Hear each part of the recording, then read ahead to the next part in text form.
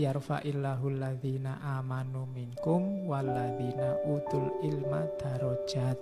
Carilah ilmu, nanti derajatmu tinggi. Itu janjinya Allah. Maka jadikan ngaji ini sebagai pemicu cari ilmu. Jadikan setiap waktumu waktu belajar. Jadikan setiap orang sebagai guru. Jadikan setiap peristiwa jadi pelajaran. Jadikan setiap ruang jadi sekolah. Maka 24 jam waktumu adalah waktu belajar. Barang siapa menempuh jalan keilmuan, maka malaikat akan membentangkan sayapnya untuk melindungimu.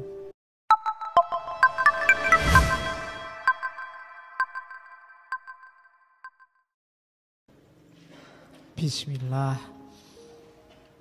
Mari kita lanjutkan ngaji filsafat kita. Malam ini masuk ke minggu kedua, babak kedua dalam tema scientific attitude, akhlak atau adab ilmiah dalam Islam.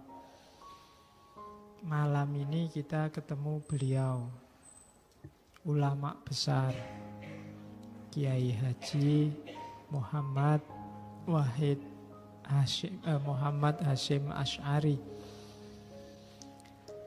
Oke, Mbah Hasyim Asy'ari ini kita taunya founding father-nya Nahdlatul Ulama, organisasi Islam mungkin paling besar di dunia, bahkan mungkin di akhirat. Ning akhirat kan rono organisasi, berarti disebut dunia akhirat juga sekalian. Jadi karena memang Indonesia mayoritas Muslim dan NU organisasi paling besar, yo logikanya kan memang organisasi paling besar. Mbah Hasyim ini karyanya banyak dalam bahasa Arab. Salah satunya yang kita bahas malam ini. Beliau nulis juga Qonun Asasi yang jadi dasar yang merasa NU harus membaca kitab ini. Atau yang populer zaman pergerakan itu tulisan beliau yang judulnya Mawaid. Sampai diterjemahkan oleh Buya Hamka, diterbitkan di Panji Masyarakat. Oke, malam ini kita ketemu salah satunya dari kitab beliau yang judulnya Adabul Alim wal Muta'allim, etika seorang guru, orang alim, wal muta'allim, dan orang yang belajar. Ya kalau mau didefinisikan, kita semua itu alim sekaligus muta'allim. Sedikit apapun ilmu yang kita punya, sebenarnya kita punya tugas untuk menyampaikan. Diakui atau tidak, kita itu punya level tertentu kealiman, level pengetahuan tertentu. Tapi juga pasti ilmu kita tidak final. Kita juga seorang muta'alim, pembelajar. Muta'alim yang tidak alim berarti ilmunya tidak manfaat. Murid yang tidak jadi guru itu ilmunya sia-sia, tidak jalan. Yo ngajar itu kan tidak cuma ceramah kayak gini. Kamu mencontohkan, menjalankan ilmumu sehingga orang lain meniru, itu juga kan sama dengan ngajar. Jadi muta'alim itu harus alim. Kalau tidak begitu ilmunya tidak berbuah. Dan alim juga harus muta'alim. Kalau ada seorang pinter kok tidak mau belajar lagi, merasa ilmunya sudah final, maka sebenarnya dia sudah libur jadi alim. Tidak alim lagi. Karena kealiman itu di antara cirinya orangnya tawadhu. Kan nanti kayak taklim muta'alim kemarin, tidak sombong. Begitu orang merasa dirinya sudah selesai menguasai semua ilmu, wis pinter, itu di situ ada indikasi kesombongan. Maka alim yang tidak muta'alim itu orang yang sombong. Muta'alim yang tidak alim itu orang yang mandek, ilmunya tidak manfaat. Jadi adabul alim wal muta'alim itu sebenarnya kita semua tujuannya, bukan yang lain. Jadi kalian juga harus niatnya begitu. Nawa itu cari ilmu, tapi tidak boleh berhenti di situ. Kalau sudah dapat, mengamalkan ilmu, baik dengan cara ngajar secara harafiah jadi guru, atau menjalankan ilmu itu sehingga orang lain belajar padamu. Oke, jadi kalau ada yang bilang, Pak, saya tidak bercita-cita jadi guru kok Pak, tidak apa-apa. Tapi otomatis kamu orang yang berilmu itu nanti mesti ngajar ke yang lain. Kalau ilmunya manfaat, tidak harus jadi guru, tidak harus jadi dosen.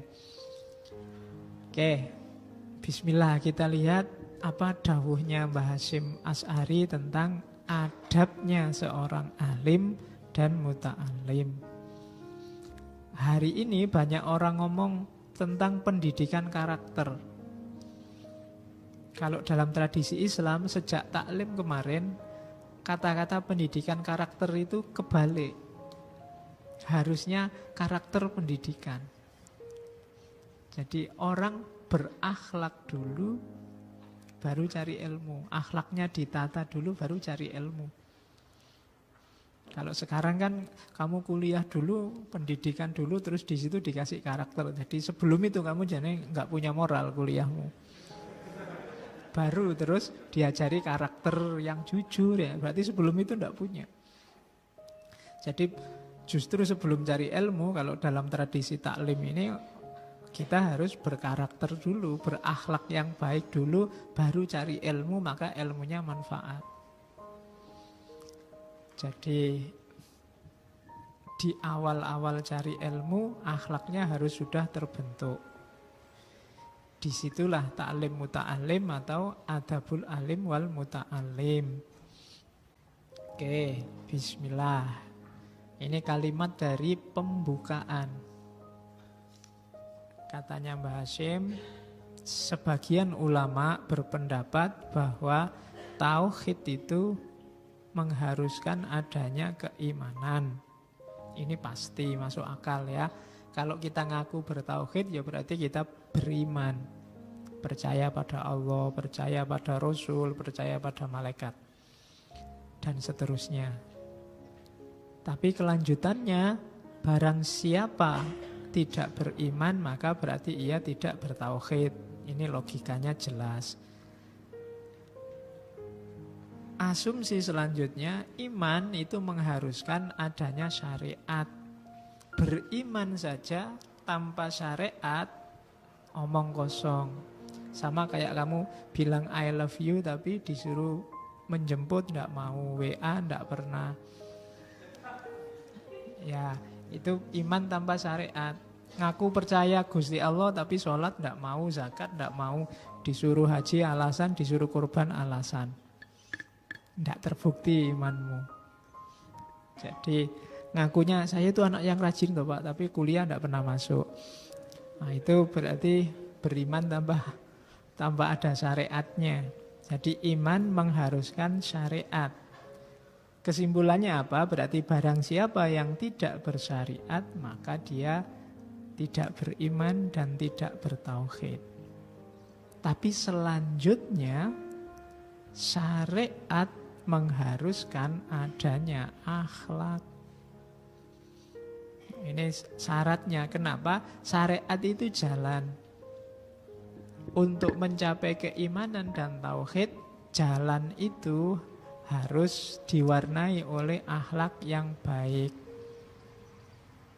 Jadi jalan yang jelek itu tidak mungkin sampai pada tujuan. Maka untuk menjalankan syariat orang butuh akhlak. Barang siapa yang tidak punya akhlak, berarti kesimpulannya apa? Maka dia tidak bersyariat, tidak beriman, dan tidak bertauhid. Kalau ada orang ngaku syar'i, syariat, tapi akhlaknya rendah, maka dia menipu. Orang bersyariat itu akhlaknya pasti bagus karena syaratnya syariat itu akhlak. Jadi ini urutannya. Tidak mungkin syariat itu dijalankan dengan akhlak yang jelek. Kalau dipaksa begitu, syariatnya mesti batal atau tidak ada nilainya. Kalau dia sholat hanya dapat capek, puasa hanya dapat lapar dan haus. Kan banyak hadis-hadis yang indikasinya ke sana.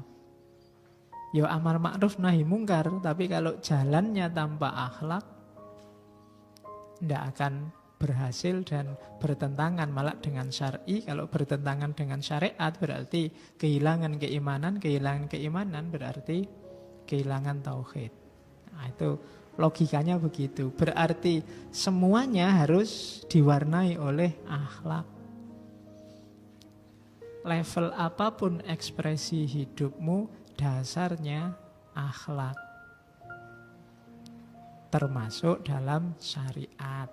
Nah, termasuk dalam hal cari ilmu. Makanya Mbah Hasyim nulis Adabul Alim wal Muta'alim. Ilmu itu bagus, nyarinya ya tetap dengan akhlak.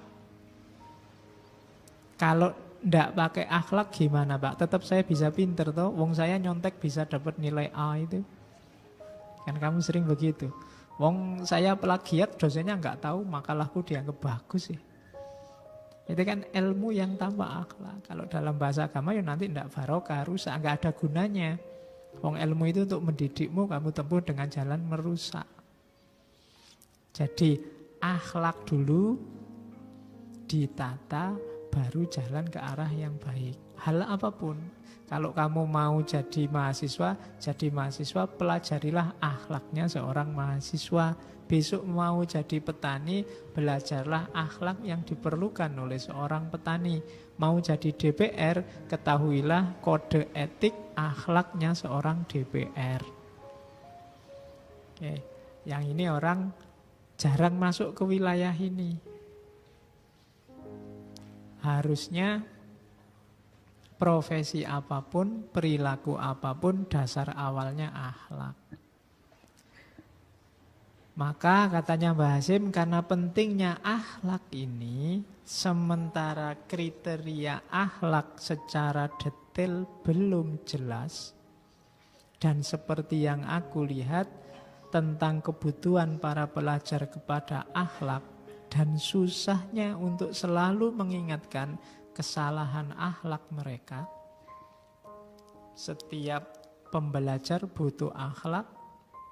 Cuma katanya Mbah Hasyim, susah saya kalau tiap hari tak ingetin satu-satu. Capek. Tiap hari harus marah-marah, Mas pakai sepatu dong, Mas jangan gondrong, itu kan capek. Jadi ini tafsirannya ke sana kalau masih musuh tiap hari harus ngingetin itu. Sudahlah kalau begitu maka kan gitu. Aku pun terdorong untuk menyusun risalah ini sebagai pengingat pribadiku sendiri. Ini para ulama zaman dulu mesti tawadhu. Kalau nulis apa-apa, ini ngingetin aku sendiri kok, tidak ngingetin yang lain. Awalnya syukur-syukur kalau bermanfaat pada yang lain. Kalau hari ini kan para ilmuwan hamil ini banyak yang gaya. Merasa dia yang sudah pinter kemudian nonton yang lain. Enggak.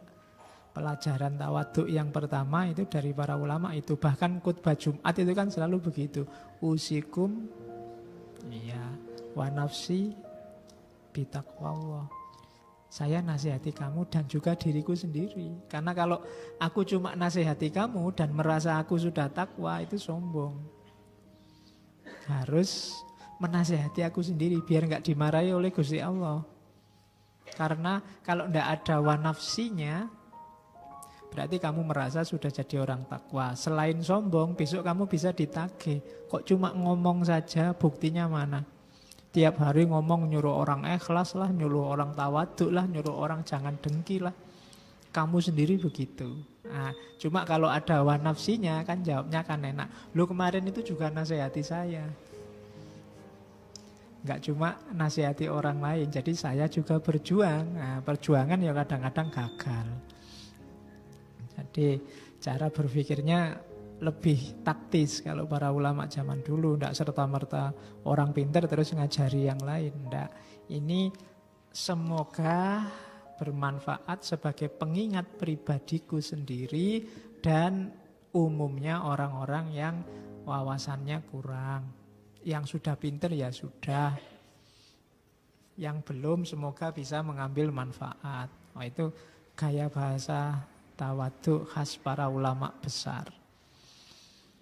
Jadi bedanya ulama besar sama ulama ndak besar itu. Kalau ulama ndak besar itu yang besar omongannya. Ngomongnya besar-besar semua. Oke. Terus aku beri nama risalah ini Adabul Alim wal Muta'allim. Semoga dengan risalah ini Allah memberi manfaat dalam kehidupan ini. Lagi-lagi kalimatnya kan indah. Tidak semoga buku ini memberi manfaat bagi pembaca. Tidak. Manfaat itu tidak datang dari buku atau pengarang. Manfaat datangnya dari Allah. Maka semoga dengan risalah ini Allah memberikan manfaat baik dalam hidup ini maupun nanti setelah meninggal. Oke, cara-cara semacam ini sudah mulai hilang hari ini. Banyak orang ilmunya sedikit tapi merasa banyak dan merasa besar. Padahal kalau dibandingkan beliau-beliau para ulama itu, ilmu kita tidak ada apa-apanya. Apalagi kamu, saya aja merasa tidak ada apa-apanya. Guru-guru saya yang terjangkau oleh saya juga masih banyak yang di atasnya, lebih luar biasa lagi. Jadi pokoknya level kita itu sangat tidak pantas kalau merasa pinter. Itu maka hilangkan rasa besar, rasa tinggi di level apapun. Saya sering wanti-wanti ini. Karena selain tidak pantas juga nanti diketawain orang. Wong kayak gitu kok ngaku pinter. Yang di atasmu banyak. Di level apapun, dalam bentuk apapun, maka paling tidak kita teladani beliau-beliau ini. Seandainya kok ada bantuan dari Allah, kalian bisa nulis buku ya. Semuanya dari Allah. Semoga Allah memberi manfaat yang membaca buku, bukan bukumu dan dirimu yang memberi manfaat. Kalau ada 1-2 tulisanmu yang bagus dan dipuji orang ya, terima kasihnya ke atas. Makanya selalu kita disuruh membaca hamdalah, tahmid itu kan karena satu-satunya yang layak dipuji hanya Allah. Tidak usah terlalu kaget, terlalu GR kalau ada 1-2 orang yang memujimu. Karena tidak pantas kamu dipuji.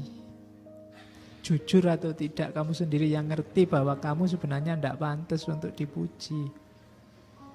Dalam hal apapun. Apalagi kalau kamu jujur, jelekmu jauh lebih banyak daripada yang bagus-bagus dari dirimu. Cuma yang ngerti cuma kamu aja sama Allah. Ya alhamdulillah Allah masih mau nutupi. Kapan-kapan Allah bosan dibongkar semua, kamu malu nanti. Ya, kan sekarang banyak orang yang sama Allah dibongkar kejelekannya. Jadi kamu hati-hati, jangan sampai Allah tersinggung. Karena kalau Allah merasa, kamu ini sudah terlalu merasa tinggi, merasa besar, merasa penting, nanti mungkin 1-2 kejelekanmu akan dibongkar oleh Allah dan kamu akan pening sendiri. Maka ayo mulai tidak merasa besar. Meskipun tetap kita berusaha untuk melakukan hal-hal yang besar, yang bermanfaat, tanpa harus merasa besar, tanpa harus tertipu kalau banyak yang muji, apalagi cuma jempol di Facebook atau di WA. Oke, terus nanti panjang setelah itu Mbak Hasim ngomong, itu tadi pembukaan, keutamaannya ilmu. Saya cuplik cuma beberapa, nanti silahkan dibaca sendiri. Yang butuh kitabnya ada PDF-nya kalau yang mau. Jadi keutamaan ilmu ayatnya banyak. Yang paling terkenal saya ambil 2. Yang pertama sering saya kutip, yarfa'illahul ladzina amanu minkum walladzina utul ilma darajat. Carilah ilmu nanti derajatmu tinggi, itu janjinya Allah. Maka jadikan, kayak sering saya sebut di ngaji ya, ngaji ini sebagai pemicu cari ilmu. Jadikan setiap waktumu waktu belajar. Jadikan setiap orang sebagai guru. Jadikan setiap peristiwa jadi pelajaran. Jadikan setiap ruang jadi sekolah. Maka 24 jam waktumu adalah waktu belajar. Dan nanti ada hadis, barang siapa menempuh jalan keilmuan, maka malaikat akan membentangkan sayapnya untuk melindungimu. Jadi kalau kamu tegaskan bahwa Pak, hidup saya anytime pas saya sadar pasti saya belajar, maka kamu selalu jejer sama malaikat yang melindungimu. Enggak yakin saya Pak, oh ya berarti enggak. Ya, pokoknya apa yang kamu yakini itu seperti itulah nanti. Kan Allah inda dzonni abdi. Kalau kamu yakin, iya Pak, saya yakin saya selalu dalam pengawasan Allah, dalam lindungan para malaikatnya. Itulah yang sebenarnya terjadi. Tapi kalau enggak, ya enggak. Karena Allah datang sejauh sebagaimana kamu yakini dia. Oke. Dan yakinlah bahwa kalau kamu berada di jalan keilmuan, derajatmu besok akan tinggi. Nggak usah mikir Pak, derajat tinggi berarti saya jadi dosen Pak, berarti saya ngelamar CPNS terus diterima Pak, berarti saya... Nggak harus begitu, nggak harus begitu. Nanti Allah yang menata skenario hidupmu biar ketemu dengan derajat yang tinggi. Setidaknya derajat tinggi di hadapan Allah. Karena dalam kasus tertentu ada orang yang di mata manusia dia dianggap rendah, tapi di hadapan Allah derajatnya sangat tinggi. Biasanya orang-orang kayak gini orang yang lebih disayang oleh Allah. Karena godaan orang yang diketahui sebagai orang pinter, orang baik, orang derajatnya tinggi di mata manusia itu lebih besar daripada orang yang tidak ketahuan. Begitu ketahuan kamu anak soleh, itu kan cenderung kamu merasa penting, merasa gaya, merasa itu lebih gak enak. Lebih mending kamu, janjane aku ini soleh apa enggak ya. Itu kamu lebih berjuang untuk jadi orang soleh. Tapi begitu kamu dikasih tempelan anak soleh, wah itu sudah. Biasanya kecenderungan untuk pamer, merasa penting, merasa besarnya muncul.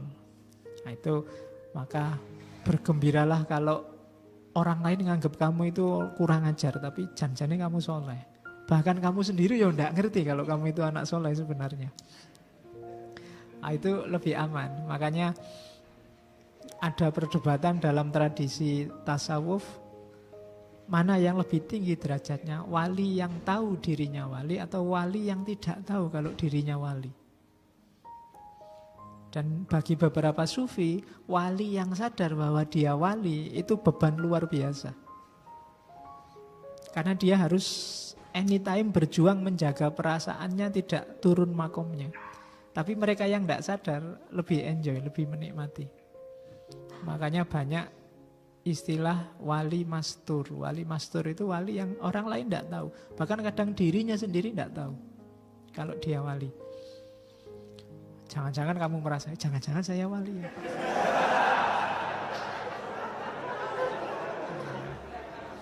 Oke, iya.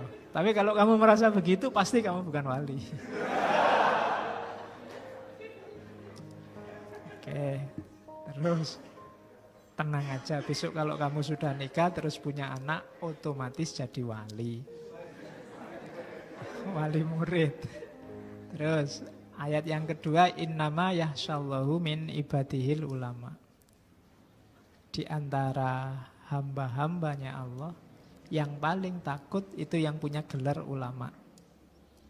Bisa dibalik, cirinya ulama berarti takut pada Allah. Kalau ada orang ngaku ulama tapi tidak takut pada Allah, berarti sebenarnya dia bukan ulama.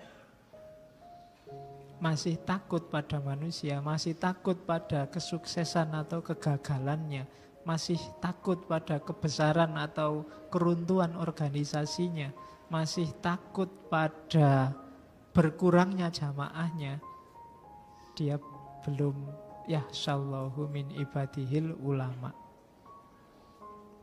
Yes, kamu bisa mendeteksi di sekelilingmu. Masih takut nama baiknya jatuh, masih takut kehilangan teman, masih takut partainya bubar, berarti dia belum yahsyallahu min ibadihil ulama. Satu-satunya yang ditakuti oleh para ulama itu Allah. Takut di sini bukan berarti takut terus lari terus ndak anu sama Allah. Takut dalam arti hati-hati, khawatir keliru. Kalau sehubungan dengan Allah, itu cirinya ulama. Kalau masih ada banyak hal yang kamu takuti dalam hidupmu, berarti kamu belum masuk kategori ulama. Masih takut kira-kira saya bisa lulus ndak DO nggak Pak? Masih takut kira-kira besok saya jadi apa ya Pak? Masih takut Pak, kira-kira saya laku ndak Pak besok ya Pak? Masih takut ya. Semakin banyak ketakutanmu berarti semakin sebenarnya kepercayaanmu pada Allah ndak terlalu tebal. Ya, jawabannya simpel. Emangnya ndak punya Gusti Allah? Emangnya ndak punya Tuhan? Kok apa-apa bikin kamu galau? Ya. Jadi ayatnya itu innama yahsyallahu min ibadihil ulama. Semakin tinggi ilmu seseorang, semakin dia sadar bahwa tidak ada yang pantas digantungi dan ditakuti selain Allah. Terus ada hadis, banyak hadisnya di Adabul Alim Muta'alim, saya ambil sampel. Yang pertama, man ghada ilal masjid la yuridu illa ayyata allama khairan au yu'allimahu kana lahu ka ajri hajjin tamin. Barang siapa yang datang ke masjid la yuridu illa ayyata allama khairan, ndak pingin tujuan apa-apa, ndak pingin nyari kopi, ndak pingin nyari teh, ndak pingin ya, tujuannya ndak itu. Kecuali cuma pingin belajar hal-hal yang baik, ilmu yang bermanfaat. Au yu'allimahu, atau ngajar. Jadi kiainya, ustadznya, khotibnya, niatnya yu'allimahu. Sementara audiennya, umatnya, santrinya, jamaahnya ya ta'allam. Kalau hanya ini niatnya lillahi ta'ala, maka kana lahu ka ajri hajjin tamin. Dia dapat pahala seperti orang yang naik haji utuh tanpa bayar 35 juta. Ya, full kan lumayan kamu dapat pahala utuh. Jadi makanya tiap kali ngaji apapun di masjid, ayo diniati ini aja. Niat nyari ilmu lillahi ta'ala, ndak karena apa-apa wis. Bahkan ndak karena pengen pinter, bahkan ndak karena pengen wawasannya luas. Karena pinternya, suksesnya, wawasannya luas itu hak prerogatifnya Allah. Tugasmu cuma nyari ilmu. Ustadznya, gurunya juga begitu. Tugasnya cuma ngajar. Yang diajari paham apa enggak, ngerti apa enggak, nyampe apa enggak, wallahu a'lam bishawab. Pokoknya ngajar ngono wae. Nggak usah ditarget macam-macam, nanti mudah kecewa. Kamu juga gitu, nggak usah bercita-cita membayangkan pengen dapat macam-macam, nanti hasilnya mesti kecewa. Maka pokoknya ya ta'allam khairan au yu'allimahu. Pahalanya kayak orang naik haji full. Jadi boleh kalau mau ke masjid kamu syukuran dulu. Syukuran apa? Mau naik haji. Makan-makan. Oke.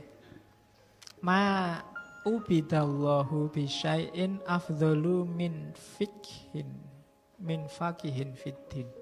Jadi tidak disembah Allah dengan sesuatu yang lebih afdol daripada orang yang punya pengetahuan, berilmu tentang agama. Itu pentingnya ilmu.